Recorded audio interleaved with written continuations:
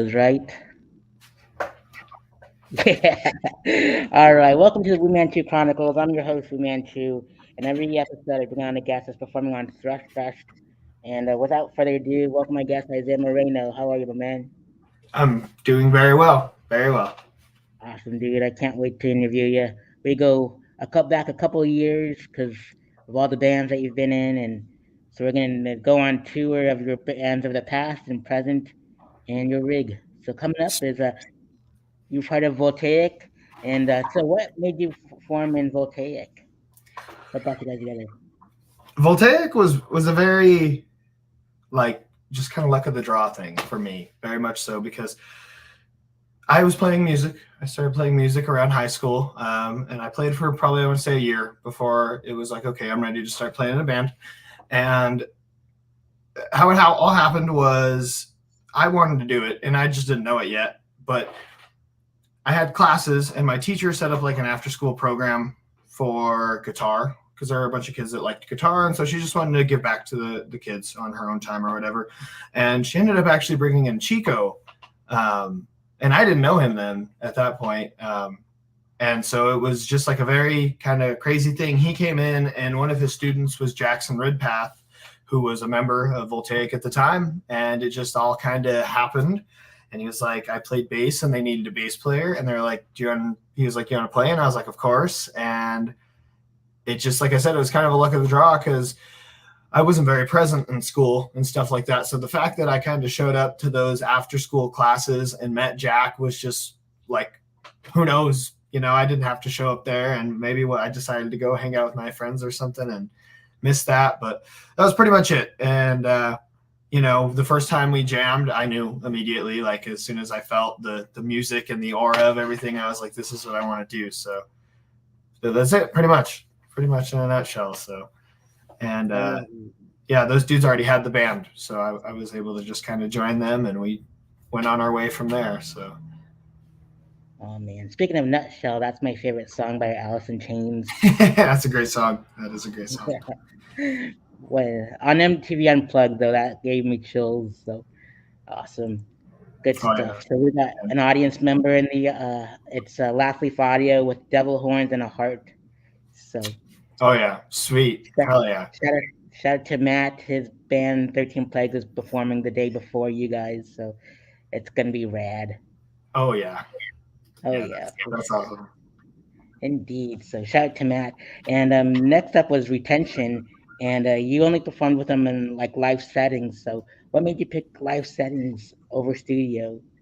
Well, those dudes are obviously my friends. We've been hanging out and stuff and knowing each other and all that. So just kind of when they needed it. Really, the first time I ever played with them was when they were going out of town to like New Mexico, and Ty couldn't make it, and they were like, do you want to play? And I was like, of course. And so that was kind of the first time, and really that was about it.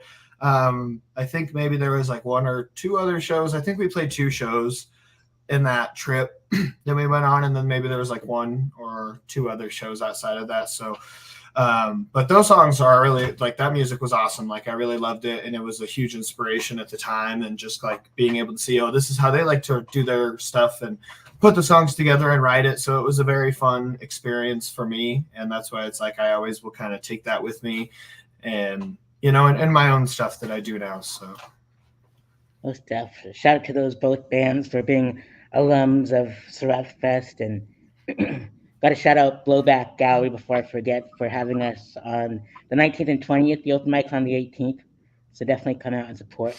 That'd be rad.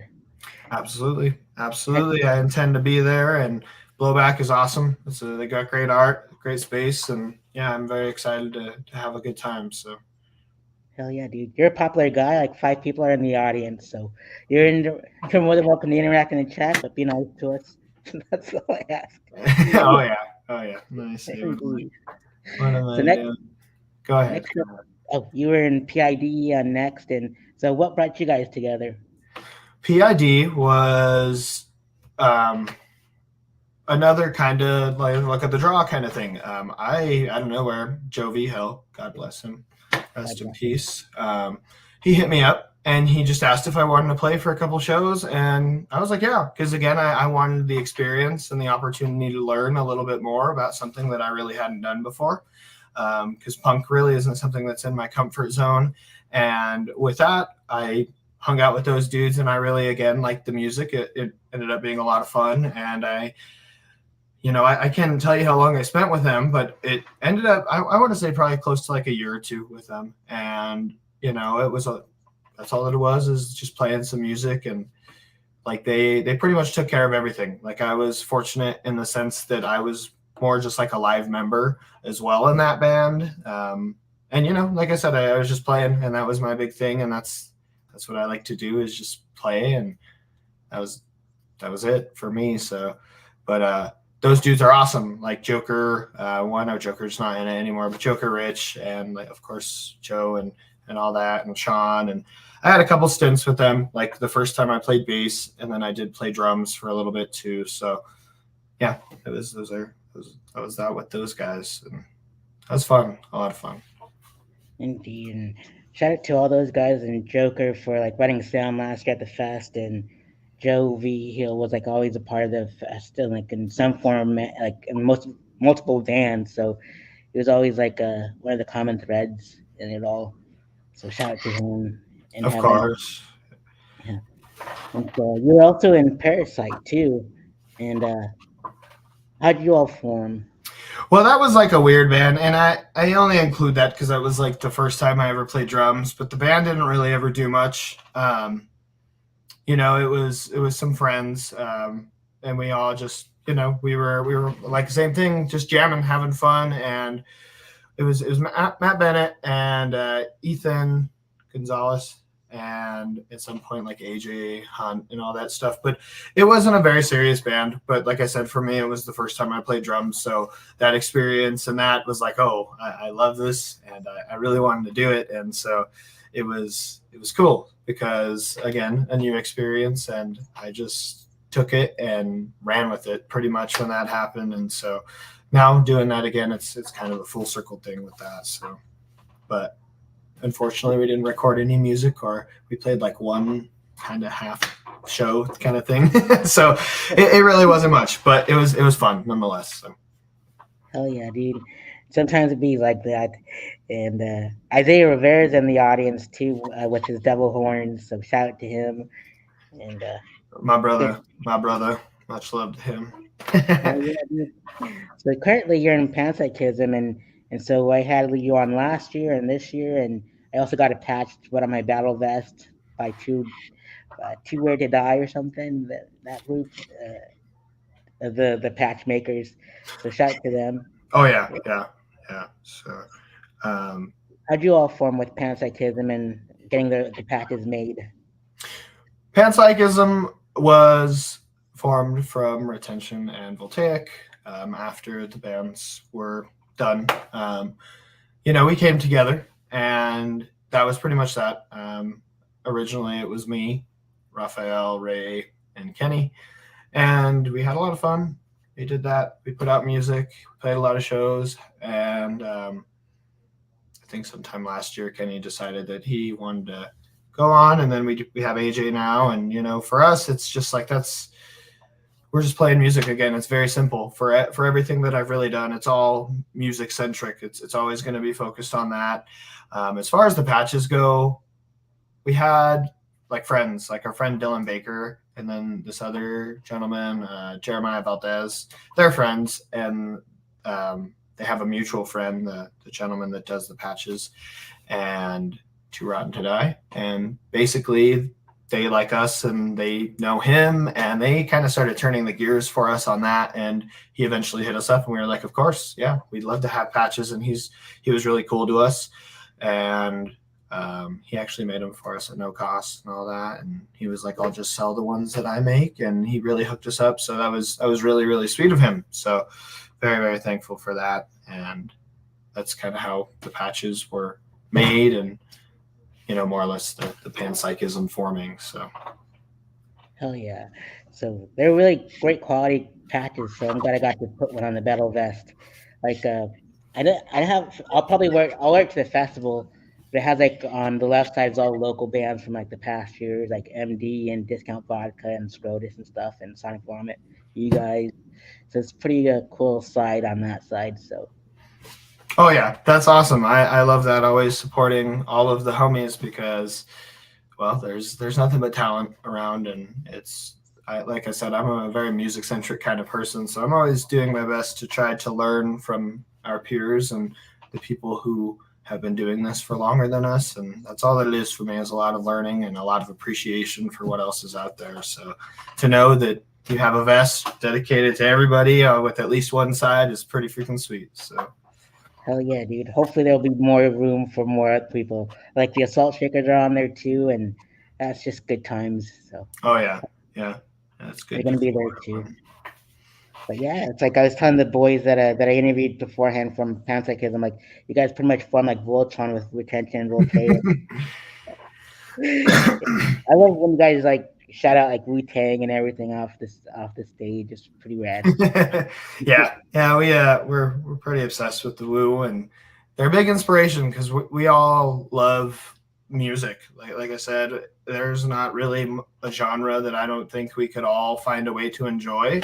You know, maybe it's not for everyone, but at least I feel like all of us together create a really broad spectrum of taste, and so we try to translate that into the music. But like Woo is just like for us lyrically, the way that they're able to devise their stuff, it's like holy crap, you know, we want to be able to translate that into what we're doing, which I know it's like apples to oranges almost, but for us we see a way to make it connect somehow, and maybe it doesn't always directly, but it's something that you may find every so often. So Hell yeah, dude. Like I was just driving around in my car and I heard like System of a Down cover "Shame on a on a Neighbor." yeah, yeah. But good times. And yeah, dude, I had a run in with like Corey Taylor from Slipknot, and he had like a Q&A at a horror convention called Spooky Empire down here, and I was dressed up as Wu Manchu head to toe, and I was asked him like first thing out of his mouth was, "You ain't nothing to fuck with, dude." I was like, "Hell yeah, dude." Thank you. That's awesome. That's Oh awesome. man. So I put that on my YouTube channel, so it's pretty sick. Yeah. So you're also in Skull Tomb too. So how did you all link up? Well, Skull Tomb was what Rivera started working on after everything separated from Voltaic and Retention. Um, and as we know, he did that for a little while. Um, and then things changed, and he was in need of some members and all that. And so for a while, we collaborated and just started doing like demos and stuff and kind of formulating some songs to just have to try to at least attract some people. Because I was willing, I was telling him, I was like, you know, I'll play bass, I'll do some stuff live to kind of help bring it together. And it was like, obviously, drummers are the hardest thing to find. It seems like they're nowhere to be found. So it was like, you know, I really miss playing the drums. And it was like the only thing that's stopping it is the investment in a kit. So I was like, you know, I really want to do it. Like I said, from the Parasite stuff, it was just something that I was really attached to and that I felt confident with. So from there, it kind of made sense with the work that we were already doing because we were like programming drums and programming the songs out and all that. So it was like, all right, everything's ready. Let's just play it. And we got the set and we just started jamming. And it was like, cool, like we can do it. And so we're really happy with what we're working on.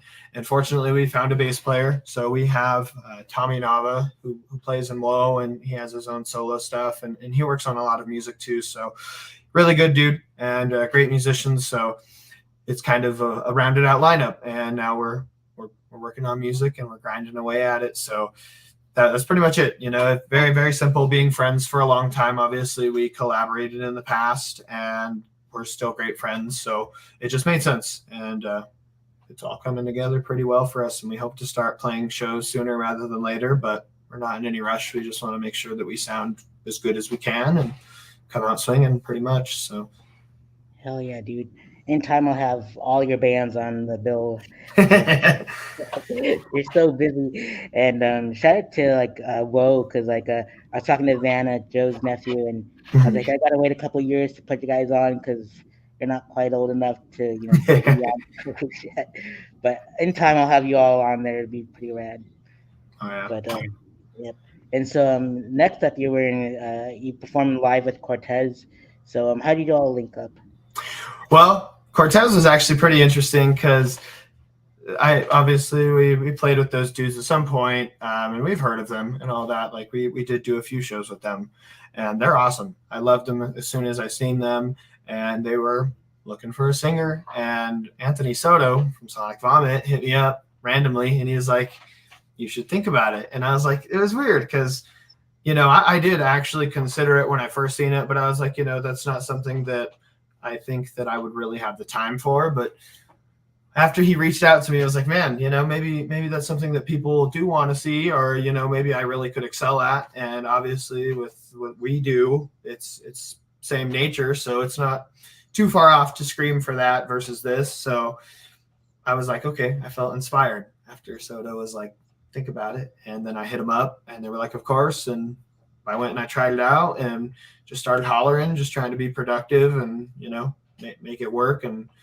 they liked it, and well, they didn't tell me otherwise. I hope they did, but and but anyway, yeah, they were very lenient with me. They were open. They were like, well, you can kind of just do what you want, because they have a few songs that they have ready and all that and recorded and stuff. So there was other ones that they were like, it's open, have fun. And that's what I did. And so it was a very, very simple process, because those dudes are locked in. Like when I went and jammed with them, they've been telling me, they're like, we've been playing these songs for quite some time. So it was just like very easy, because it's not like, oh, now you have to learn all this and all that. They were just ready, and it was like, all right, listen to the songs over and over, and I'll figure it out. And that's pretty much what I did. And yeah, we played a show actually together. I had to do some double duty, so that was that. But they have another one. I believe it's July 23rd up in Springs, and I told them, I was like, yeah, I'll do that one. So that's kind of that. Soto created some spark in me, and I went out and I was like, all right, let's see what I can do. So that was pretty much that. Oh yeah, dude. Shout out to Soto. He's been like the backbone for the scene for like almost a long time. So whether it's on stage or off stage, he's the man. So Oh yeah. He's a tremendous drummer and an amazing dude, and nothing but an inspiration and nothing but respect for those dudes. So hell yeah, dude. And Matt was like, he says, you are a solid front for Cortez, and all capitalized with exclamation point mark. oh yeah, right on. Thanks, Matt. I appreciate it. Hell yeah, dude. So your rig rundown is you have a Jackson concert bass, and why did you get a Jackson concert bass over the others? Well, Jackson looks cool, first and foremost for me. I don't care. That's just what I think. But no, I like the humbuckers. Very very straightforward. Honestly, when I was younger is when I got my first one, and it was just cool. Like I spent a lot of time playing it in Guitar Center, and I was like, I was always finding like these reasons, oh, I don't like it because this, that, and the other. But the more I played it, of course, I grew on to it, and it was just cool. Like I felt like it had a strong sound for the music that we play, and it was cheap. Like the matte black one that I had that I love, it was only like $250, and obviously for a quality instrument, that's a tremendous price. And that thing is still with me to this day. It does not let me down. I've never had an issue with it, and it sounds amazing. So I decided that I wanted to upgrade, just because I was like, well, I love this bass, but I do feel like I can get a little more strength out of the sound. So I got just a better version, another concert bass, and it sounds awesome. And it has some extra, well, it's like some active electronics that just give it a beefier sound. And so all in all, the basses play really well. I think they look cool and they sound awesome. So it's pretty much a no-brainer for me. I tried some other stuff in the past. I really liked how they played, but sound is, obviously going to be like most of it. So if it doesn't sound good, but it plays good, it's like, well, you're going to kind of have to make the sacrifice. So I chose Jackson because it seemed to answer all of my needs. Hell yeah, dude. And then next one up is Mesa Subway D800 Plus. So what made you pick that one over the others? Actually, that one is a credit to Maddie, because when we went and we recorded the Voltaic album, I had like some real crappy head that I just didn't like. And I don't know who he borrowed it from, but he borrowed the head from somebody here in town, and it was that head, the Subway D800 Plus. And I was like, this thing rips. And so after that, I got it, and ever since then, it's a beast. So just recording that with him pretty much sealed the deal for me. Like that was a fun time, and that amp was killer. So I knew that I wanted it after that, and I stuck with it since. And it is, again, like the Jackson, never let me down. So it pretty much suits all the needs that I have, just like that does. Hell yeah, dude. Yeah, you're popular, dude. There's like more people that showed up. Good I don't know stuff. about that, but well, God bless everyone who's watching. So I Yeah. appreciate y'all. That means a lot. Interact in the chat if you want, and like Matt was giving more devil horns at Blackheart and flexing with his muscles on there too. So Hell for yeah. the Hell yeah. emoji, Hell yeah, yeah. good stuff. And then you also use the Ampeg 410 cab. So what made you pick that one too over the others? Well, I went through a lot of cabs. Geez, I wish I could remember, but I've had a lot of cabs, and I just kept blowing them up. For a long time, I liked a really clean sound, and I was just like, I like to be loud too. I want the bass to be there. So it was just the wrong brands. Like there was some acoustic stuff like Fender, just some random brands. And it was just like, none of it could really handle the power that I was trying to put out, especially with the Mesa. So I blew up a lot of cabs, and I was like, well, I kind of hate this. And I had a Fender, and I can't even remember. I think it was a Hartke, and they sounded good, but again, for me, sound being a huge thing, it wasn't quite what I wanted. It was doing the trick, but I was like, okay. And I just did a lot of research, and I just found that a lot of the bass players and a lot of the sound that I loved came from those Ampeg cabinets. Everybody uses the Ampeg 810s and stuff, but I knew I didn't want the fridge because I do not want to carry it, do not want to move it. So I went with the next best thing, which is the 410. And having tested it in the store, like me and Rafi drove all the way up to Denver to go get that thing that I have now. And as soon as I plugged all my stuff in, because I brought everything and I played it, I was like, yep, there it is. Like, it took me like less than 5 seconds to know it was it with what I knew. So I got it. I traded all my stuff in, and that was it. And it's just beefy. It's a real beefy sound. It's a real light cab, and that's all there is to it for me with the cabinet, because that's all it's meant to do is make noise. So if it doesn't sound good, I'm gonna get rid of it. So that was that. It sounds the best for me. Most definitely. And Ray just jumped into the chat and he said, "God bless you, brother." So God bless Ray. God bless him. I hope he's out there being safe and having fun right now. Same here. Awesome. He's a good fella. I love the dude. And so you also have the dark glass harmonic. And so what made you pick that one over the others? Oh, the dark glass, what is it? The harmonic booster, I think is the exact name, or whatever it is. It just basically gives me like a boost to like whatever I want. It's like a fancy EQ, and I use it particularly for my high end, just because I feel like I like a lot of low. So obviously I need to combat that with those high strings, because I like to do a lot of high end stuff, and so it just doesn't come through very clearly. And that pedal is kind of my secret weapon to help bring my high end out as much as possible, because I still feel like it's a struggle, but it definitely helps. But that's kind of that one, is just to add some clarity to the high end, and it adds some beef to the bass, but high end clarity is that was all it was when I got that thing. So For sure, dude. And so is the B7K like part of the booster? no, so the B7K is a distortion pedal. And like I mentioned a few minutes ago, I really liked a clean sound. Like back in the Voltaic era, it was all clean. Like I wanted the bass just to be as crisp as possible. But then, I like I did the retention stuff actually, and Ty used a nasty tone. And I was like, when I was doing that stuff, I wanted to do something a little closer to him. So I started trying the distortion stuff, and I was like, I see why he does it. It's a heavy sound. It gives the bass a lot of angst, especially for the metal.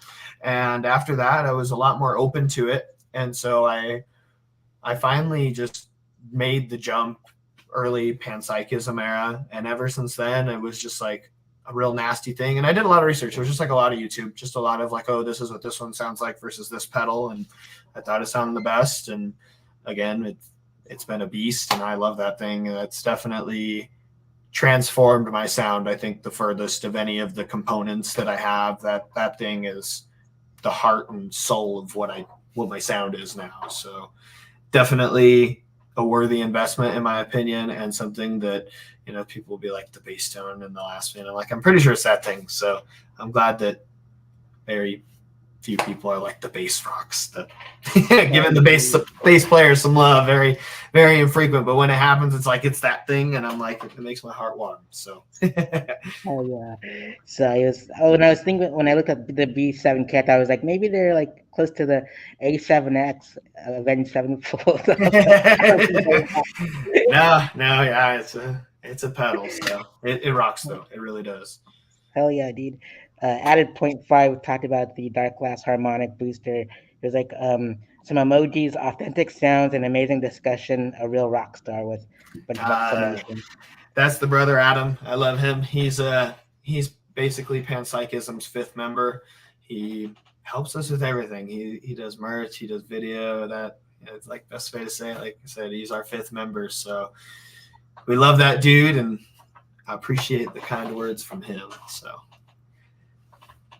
Hell yeah, dude. I remember his work from last year's fest, and he made like a little thing video for your Instagram page. I was like, he's really talented with the camera, so it's pretty oh awesome. yeah, yeah. He has a unique way of capturing it. That's like this is never something that I would even consider making, just because to me it's very innovative with what he's doing. It's like you see a lot of people that do it, but he was just able to add like a twist to it that made it his own. And I was very thankful for that video, because now it's just like we will always have that. We can always go back and be like, this is what we were doing for this year at Sareth. And yeah, so nothing but love to him and what he does for us, because when we are old and all that stuff, hopefully one day we can still look back at these memories and be like, well, that's where we were when we were there. So good on him for all that. Hell yeah, dude. One of the best in Pueblo for sure. Maybe the world. So Yeah, yeah, I wouldn't put it past him, because he's 1 in 8 billion. So most definitely, most definitely. So yeah, shout out to him and everyone in the comments from Ray to Matt and Isaiah and yourself and Blowback Alley for having us on the 19th and 20th, open mic on the 18th. Quan's Kitchen for giving me free food when I get there, and K-Nail's a spa when I need to get a mani and a petty. And so yeah, and how about yourself? Who would you like to give a shout outs to? I'd like to give a shout out to, first and foremost, my mom, my family, my brothers, all the bands, Pueblo, and anybody who may be watching this and who may support us.